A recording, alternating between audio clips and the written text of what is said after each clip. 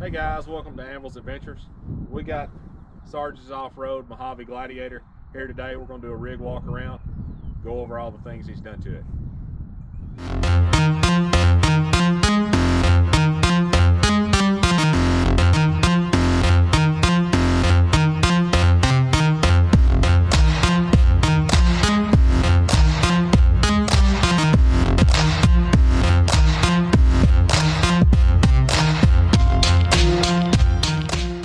Hey, I'm here with Josh from Sarge Off-Road on Instagram. We're going to go over his Mojave Gladiator. So let's start on the front and then we'll kind of work our way around. First of all, let me ask you a couple questions about it. What was the reason behind going with the Mojave versus the Sport, the Gladiator? What was your reasoning behind that? The main reason I went with the Mojave was the suspension. This is my primary vehicle, so I'm probably 75% of my driving is on asphalt. So I wanted something that had a good ride to it on the day-to-day. But also the off-road side, I wanted rear lockers. This has rear lockers. It's an inch taller in the front than a regular Rubicon. So it was, just come down to what I needed on a daily basis. And that's one of the main reasons I went with the Mojave. Okay. All right, let's get started on some of the stuff you've done to it. What is what bumper are you running here? This is the Red Rock bumper. It's a stubby bumper. Yeah, stubby bumper. You had one of these, and it looked well on yours. The quality is, it's a cheaper bumper, but the quality for what it is pretty good. I mean, welds are not bad, and at the price point, I couldn't really turn it down. It was just a good price and good quality for the price. So. Yeah, they're built really well. They're, for a budget bumper, I would say Red Rock 4x4 is probably one of the better. If you're trying to get some stuff on a budget, they're a really good company to go with because they're good quality. Probably use steel that's not from the United States, but other than that, so far, we've done a lot with them, and so far hadn't had any issues. Winch. So you got a Smitty build. Smitty build, 12,000 pound. I always wanted a Smitty built winch. I wasn't never really a big Warren fan. I like Warren winches, but I decided I wanted a Smitty built winch, and this is the one I went with. I went with the Factor 55 Fairlead and the Factor 55 Pro Link on the front. I wanted the flat link, but they didn't have it in green. That was the only one that had it in green, so of course I had to go with green. Yeah. I see you got some. I think you got 4-inch rough country LEDs on the front, on the bumper, and are these a spot or are they driving? They're just more like a spot. Okay. Well, cool. Yeah. Pretty much everything. You didn't go with the LED package on your. Kind of go over some of the. Some of the things that when you bought the Jeep, kind of the things you ordered and what you didn't get, and the sacrifices you had to make for certain things. All right. When I ordered it, this was actually it's kind of a long story, but I ordered the original one, had a hard top with black painted fenders, and of course it was standard, headlights, not LED. But something kind of fell through with them ordering it and getting it. They were getting it from a different dealer, and I said, okay, well, find me something else. Well, they found me this one, which is actually a soft top, but it had the painted fenders. It had the upgraded wheels on it, and it was the same price. So I said, you know what? I think I want to go with this one. So I ordered this one, and I'm glad I did. I've loved the soft top. I thought I wanted a hard top, but now that I've had this one for a year, I'm glad I just got the soft top. Okay. These are just, I guess, factory. Yeah, these are the factory. I took out of the factory bumper, and I put them in this. Okay, cool. That's pretty much all you got going on in the front. Yeah, not a lot. Nothing too crazy. So, all right, let's move around to the side and see what kind of wheels and tires you're running. All right. Okay, so let's go over color. Of course, Mojave comes with the kind of the orange lettering or the orange outline of everything. What's the color? This is Sarge green. Green is actually my favorite color. Okay. Kind of a goal I always had. I always wanted a green vehicle with bronze wheels as long as I can remember. And I was actually when I decided I was going to get a Gladiator, I wanted the Stingray gray. And in the process of looking. Then that they had come out with this green, and as soon as I saw this, I said, "That's what I want." So that's what I originally ordered. Cool. So yeah, so I'm glad I got it. All right, let's talk about your wheels and tires. All right, I've got KMC Trek wheels with the honeycomb and bronze. I'm running Cooper STT Pro, the Discoveries, and 37 by 1250, and I love these tires. They I was actually going to go with the Patagonia just because they were a little cheaper, but the Patagonias had a longer lead time to get them. It was like 10 weeks to get them from the place that I bought these, and I could get these in like 2 or 3 weeks, which these were the ones I wanted. I just didn't want to spend the money on what these cost, and I was like, you know what, I'm just gonna go ahead and spend that extra, what I run. They're spend that extra money. just awesome tires, Yeah. and I've had as they start to wear down, they do get noisy like any other off-road tire is going to do, but so far that mine have been awesome. And another thing about the Mojave is you're sitting on factory suspension. You haven't done no lifts or anything, and no issues really on any trails. We've been on nothing just crazy, but you know, for the most part, yeah, the no Mojave issues. is an inch taller in the front, and I mean, I've had this in some pretty, you know, not super technical places, but I've tested the limits of this Mojave for sure, and slight scrapes inside the fender wells, but nothing, you know, no damage or anything crazy. Okay. What are your lights you got up here? These are some more rough country lights that I got. These are an amber and white combo. The amber is more like a running light, but these mounts I got these off of Amazon. They're 7's gear, and they're awesome. They're anodized aluminum, and the anodized has kind of a faded look to it, and I really like the way it looks. So in 4 or 5 years, when all the plastic's faded, these will match really well. So. Yeah, well, that's cool. Well, all right, we got a bunch going on back in the back. Let's kind of go around there. We'll check that out. Okay.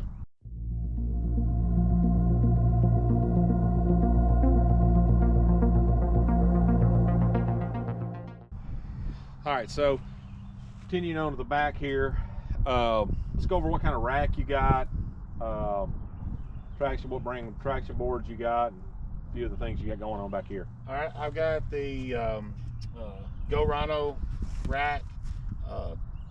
I'm extremely happy with this rack. I went through several iterations of what I wanted, whether I wanted to get a smart cap or if I wanted a rack. I just like the way the racks look.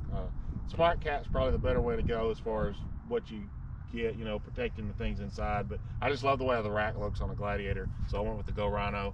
I like some of the stuff that it has, the accessories you get. I got traction boards on this side. These are, I think they're called Stegago or something. These are $65-$70 off Amazon, just cheap, traction boards. I've only used them once personally, but I let you borrow them for work one day, and they've held up great. For $65-$70 traction boards, everything's plastic, but my day job is driving a 10-wheel truck, so it's pretty heavy. It's about 60,000 pounds, and got it stuck. Wound up using these, and they surprisingly held up. I thought by the time I was done, they was going to be destroyed, but one little crack, but you couldn't expect much, for a truck that size. They held up really well, so I was very impressed with them. Probably what I'll wind up going when I get some. If I go that route, I'll probably wind up getting some of those. Yeah. I've got a rough country rooftop tent on the top. It does the job. It's not my dream rooftop tent, but it definitely does the job. I just used it this weekend. That's the reason I'm so dirty. I just went wheeling this weekend. The rack or the mounts for these traction boards, I think I've got like 20 bucks in them.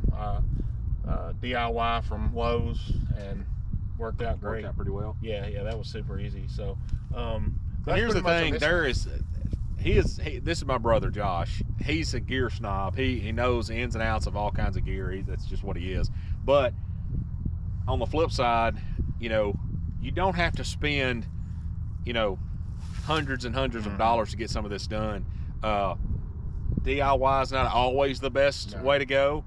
But in some instances it is, and sometimes it's a temporary thing. If you're waiting on stuff to come in, you need something, it's a good thing to do. But on the flip side, it's like they're not going anywhere. There's really no reason to change. To spend big money off spend this. big money. There's, get what you want if that's if your budget allows. But on the flip side, on some stuff, there's no reason to break the bank on a few things. Throw that money at some more important stuff. Right. One of the things, your steps kind of on the back of the bed here, the Mojave didn't come with those correct sliders, right? Right, yeah. I bought these. I think these are actually Red Rock also, like the front bumper. I bought these because, I don't do a ton of rock crawling, but I do enough to justify having some protection back here. So I wanted something to protect these back fenders back here. So that's pretty much all I've done on this side. On this side, this will actually be going to the inside of the rack. We'll talk about that a little more later. But on the outside here, I'm going to have a flip down table. So. Okay, now, that'll be cool. Yeah. Just as a workspace or whatever. So that's a cool. I've got a Rhino rack, just the flat rack on top of my Wrangler, and it's pretty much it's unlimited in what you can do with them. So let's go around to the back and kind of get a different view of the rack and that kind of stuff, and then we'll kind of get around to the other side. All right, so let's kind of go over what you got going on here in the back, what your plans are for the back. I know you're kind of just getting started on it, but we'll kind of, I know you said you're going to move your traction boards to the inside. You got a table coming for that. So you got your propane tank. Right. You were saying a minute ago about DIY stuff and how some things kind of, it's cheaper. I think I got like $15 in this propane tank mount. It's not perfect, but it definitely works for me. The power tank mounts were on back order, and so I needed something to get me by, so I just built this for like 10 or 15 bucks, and it does the job. It's not, like I said, it's not perfect. It's not a permanent solution, but it does the job for now. So got that in here. Like I said, traction boards are going in here. I've got some electrical stuff that's fixing to go in hopefully this next week. I'm going to have lights on the inside of here. Planning on doing a light that comes off the back to when I'm at camp, have some more lighting at camp. Cool. What is do you know what the rating is on this? I think it was 850 pounds. Yeah, Does that sound right? Yeah. It's pretty. That's a pretty solid. It's very beefy. Yeah, it's a solid rack. So got the drawer, the fridge slide. My fridge, I just took it out earlier today. So this is the Iceco fridge slide. Well, at the time, this was the biggest one they made. They actually have one now for the Pro Series. So, what fridge are you running? The Iceco VL60 Pro. VL60 Pro? Okay. Yeah. Anything Iceco. Yeah, I'm all about Iceco. It's pretty much bulletproof. They're good stuff. It's very good stuff. What is the Molly? This is a rough country Molly. They make it to go all the way around. I just got this for like $10 to try, and I'm very happy with it. I've got the what are they, like the rib nuts is what it's held in with, so it's just screwed in, so I can take it out if I want to. But I love it. I use it a lot. I strap stuff to it all the time. Probably going to get one for the front. Haven't decided whether we'll get one for that side yet, but I think I am going to get one for the front. Long term, and because it's very handy to be able to strap stuff in. So especially we camp quite a bit and overland a lot, so that's the reason I bought the Gladiators, to have all that room. So it's pretty handy. And then this is part of the electrical that's coming this week. This will be my switches. This was another DIY. This is a little waterproof box from Harbor Freight, $12, and a marine switch panel from Amazon, another like $25-30. So anyway, a waterproof case. This will be the switches to run all my lights and stuff back here. It's going to be mounted back here also. So that's cool.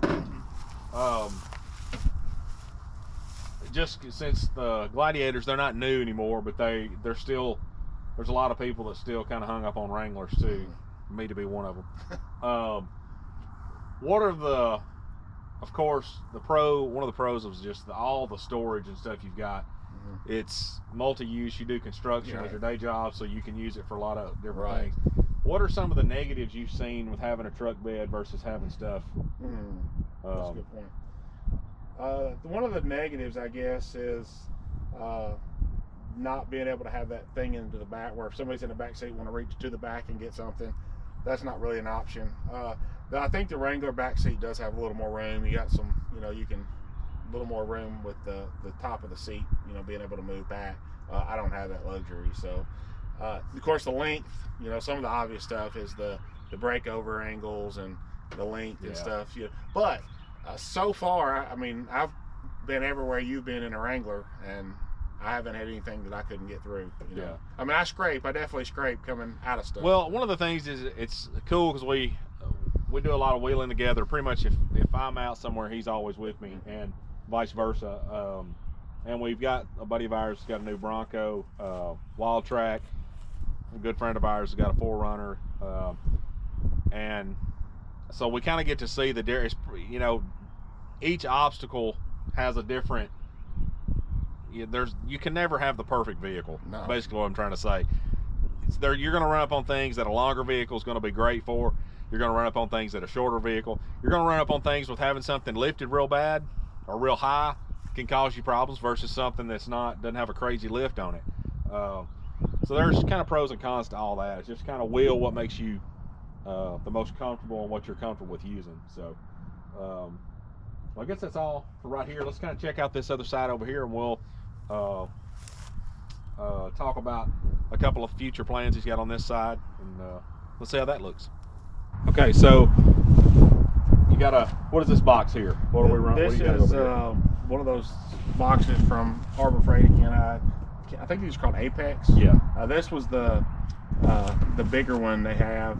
It's real comparable to the Pelican case, but about half the price. Yeah. Pelican makes really good stuff, and but this is doing everything. This has got my air compressor in it. I have just a rough country air compressor in here, and this holds that perfectly. So that's what I use for this. Cool. What's your plan? I know you got some more plans over here. What's your? I was one of two things. I'm either going to put Rotopacks on right here. Hadn't decided yet, or I'm going to get another one of these to go here. My air compressor is actually going on board, so that's going to free this up for just more storage. Again, the traction boards are coming to the opposite side. They'll be mounted on here. That's one of the cool things about this rack system. You can mount on all four corners of these posts here, so that makes it really convenient to mount multiple things. So my future plan is either another one of these or Rotopacks for extra fuel. So far, I've been on a few places that I wish I'd had extra fuel, but I haven't run into that yet. So it's kind of one of those things that's not on my immediate radar to get. So, well, one of the good things about being more on the eastern side of the country is we don't have them big spans where you're, even when we're in remote places, you're never going to get more than what 30 miles from where you can get fuel. So again, a budget box, Pelican cases are awesome. I've got some of them, but I've also got a couple of these too, and to be honest with you, I can't tell you a benefit of spending the extra money on a Pelican case versus these. That's not the case for everything, but like I said earlier, this is one of those things. If you're needing, some extra space, even if you're for work or whatever, these are a pretty good option. One of the things, have you ran into any kind of issues?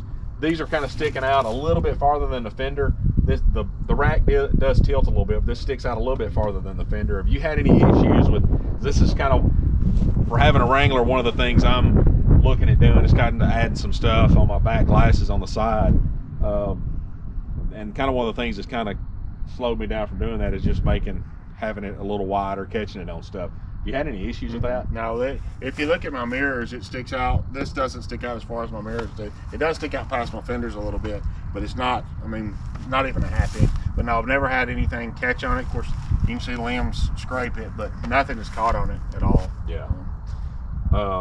You got any plans to run any other lights on the sides or anything? Actually, I'm gonna put some lights to come off to the sides. One of the things that we do camp a lot, and I've discovered we use Lucy lights and some other battery powered lighting on our camping trips, and I want to get away from having to rely on those so much and be able to be a little more sufficient and light my whole area up. I'm all about having good lighting, so I'm going to put some scene lights on both sides of the rack. and come off the back also with it. So okay. Talking about the tent, he kind of mentioned that earlier. It's the same tent I'm running on my Wrangler. It's a budget tent for sure. But if you're needing to get up off the ground, I would say there's probably better tents out there for for what you could get these for. Price wise, these are what, $1,100 or $1,200. There's some other tents out there that are comparable in price. We are probably 50 miles from rough country. We were able to get into our tents really cheaper than most people can get into a small ground tent, just from a couple of things they do up there.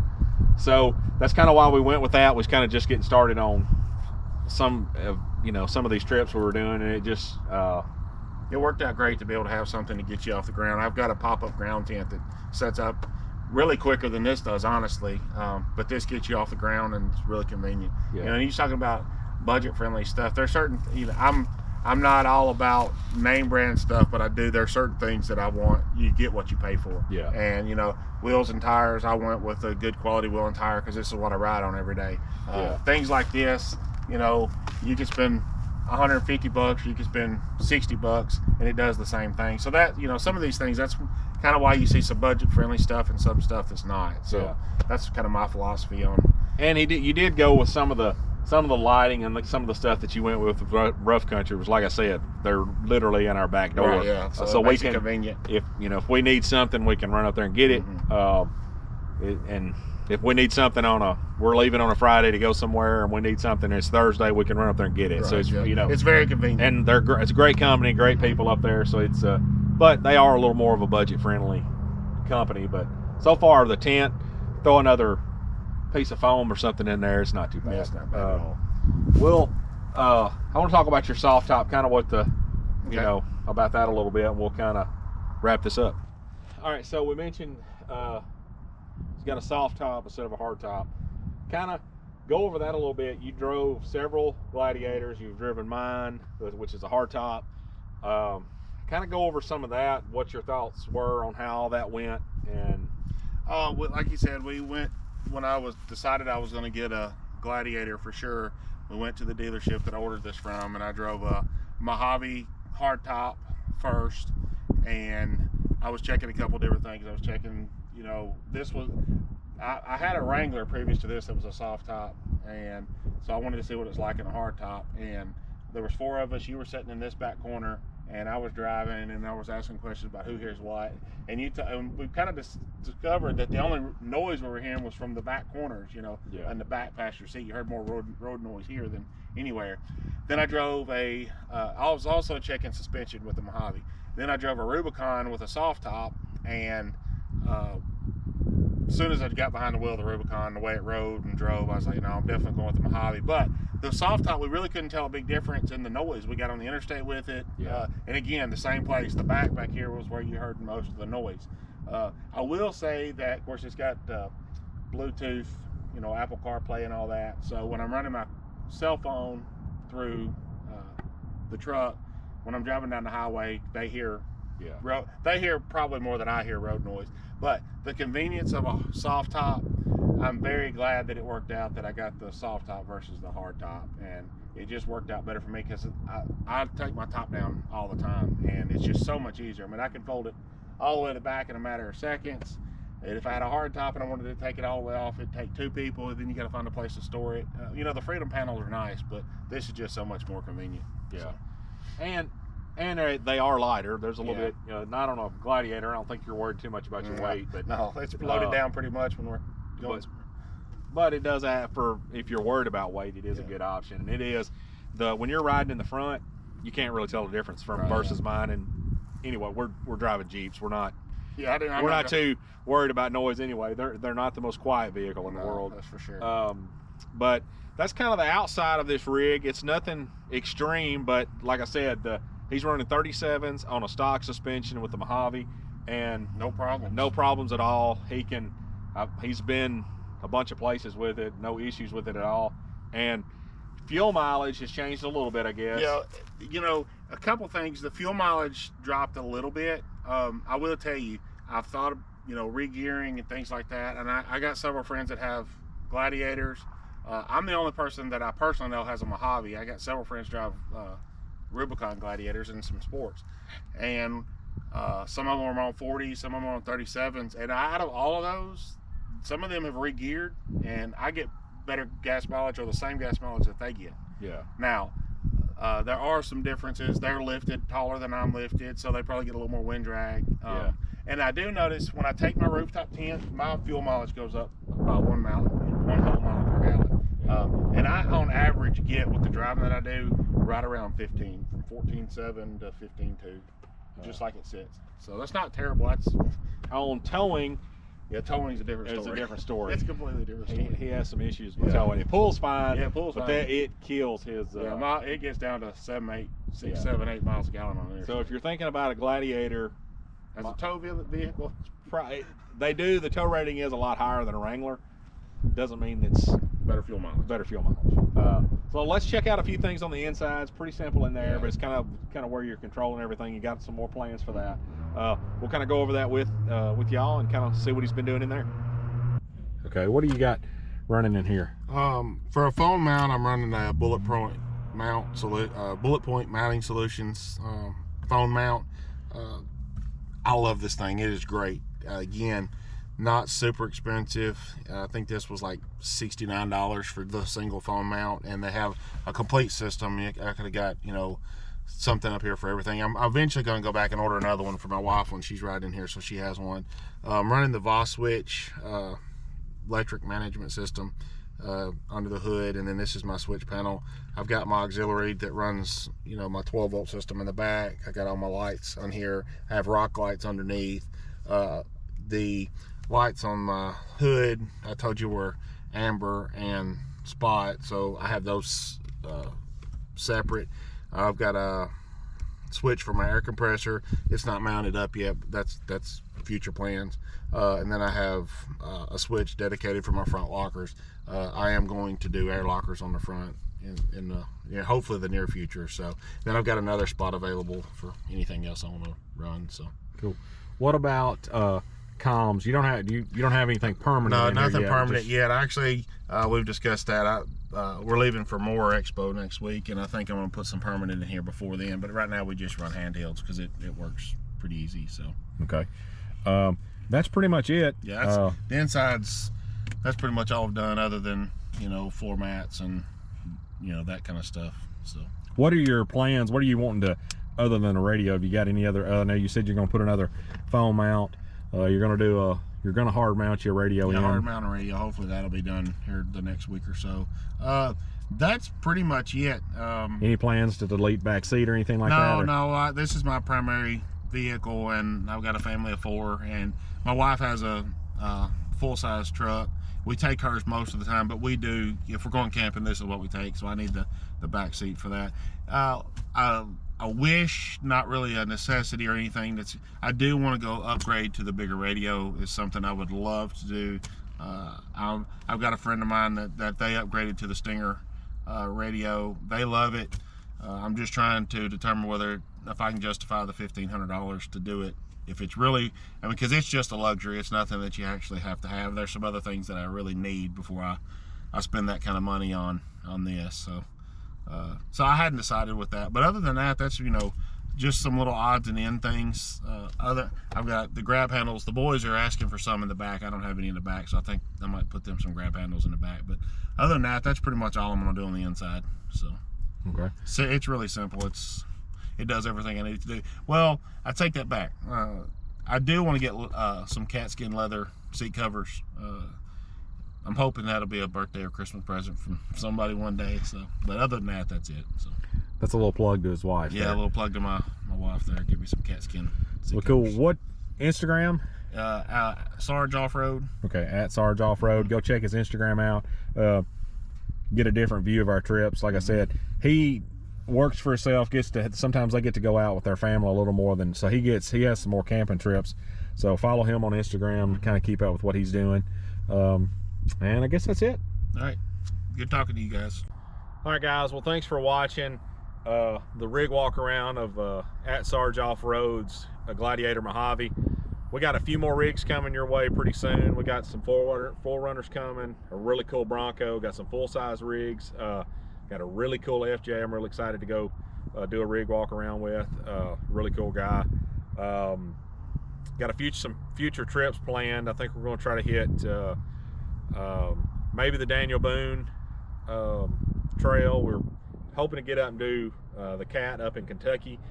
I don't know. We got a couple plans coming up. It kind of depends on fuel and work and some other things going on. So we're going to try to get that done this year. So we'll bring all those to you soon. But thanks for watching.